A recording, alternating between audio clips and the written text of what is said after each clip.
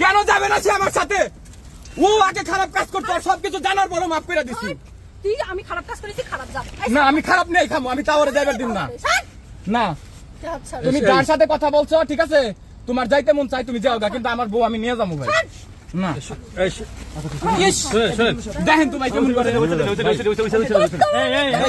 কি মিথ্যে কথা বলছো?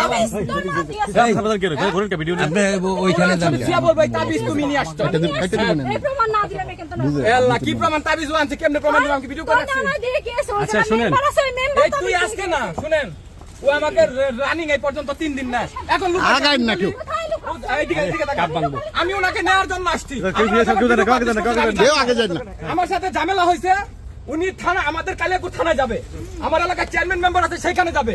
উনি কথা হইলে এসপির কাছে যাইবো, এসপি রে দিয়ে আমার ধরাই উনি তোর থানায় আসছে কেন?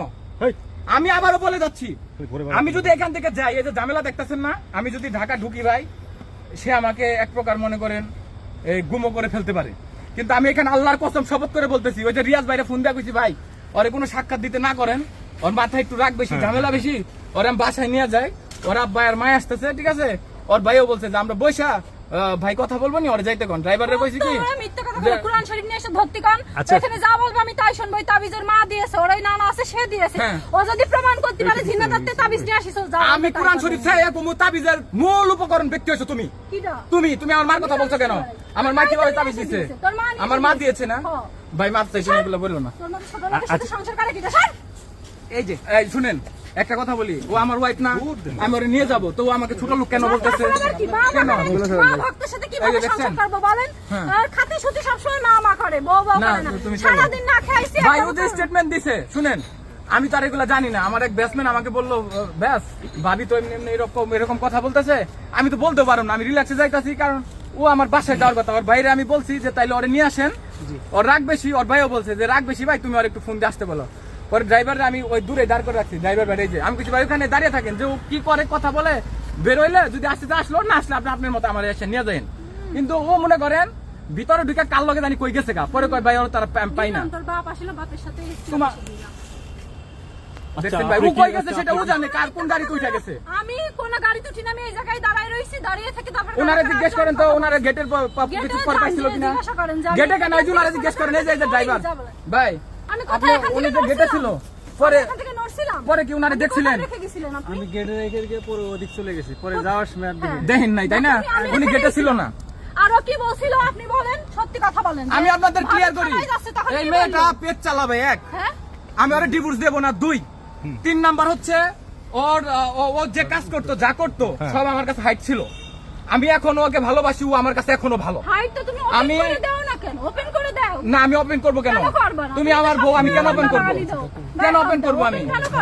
না তো ও আমার ব্যাপারে যা বলছে ভাই আমি মাইনে নিলাম। মিহালের সামনে ও আমার পিটাইতে অজ্ঞান করে, এবং ও পানি ডাইলে আমাকে কক্সবাজার ভালো করে। আপনার বউ আপনাকে মাসে তাহলে ওর সাথে আমি না 100 পুরুষ পারবে না। কি বলেন? ও আমাকে স্ট্রং করে এই কথাগুলো এখন বলতে চাই না, আমি শুধু মারারিটা দিকে যাচ্ছি। এমন কি যে দেখেন মোবাইল, জি এই যে দেখেন এই মোবাইলটা ঠিক করার কথা ছিল, এটা এই নিয়ে 3 বার ভাঙছে। গত 3 দিন আগে আমার ল্যাপটপ ভেঙে ফেলছে, যেদিন রাত করে আপনারা আমার বাসায় গেছিলেন। হ্যাঁ, এবং পরবর্তীতে আমার এই আংটি কিনে দেয়, আর আমি 10,000 12,000 টাকা চেন কিনে দেই। আজকে ও আপনাদের টাকার কারণ একটা, সেটা হচ্ছে ও এখান থেকে ভিডিও মেক করবে, এবং প্রফেশনাল ভাবে ওর জিনিসটা আগে যে কাজ করতো ওইটা ভালো রেটে যেন যাইতে পারে, মানে আরো যেন ডিমান্ড বেড়ে যায়। 2 নাম্বার হচ্ছে আমাকে বলতে দেন, আমি ওরে নেওয়ার জন্য এখানে আমি আসছি, আমি ওরে ভালোবাসি, ওর ছাড়বো না। আমি যদি ডিভোর্স দিতাম আমি আপনাদের বলতাম, উনি আমার এলাকায় চেয়ারম্যান মেম্বার আছে, আমার এলাকায় লোকজন আছে, উনি সেইখানে যাবেন, উনার গার্জেন আছে, উনি কেন আমার কালিয়াকুর থানা বাদ দিয়ে তুরাক থানায় আসলো ওসির কাছে? আমি প্রশ্ন করলাম, উত্তর দিতে বলেন।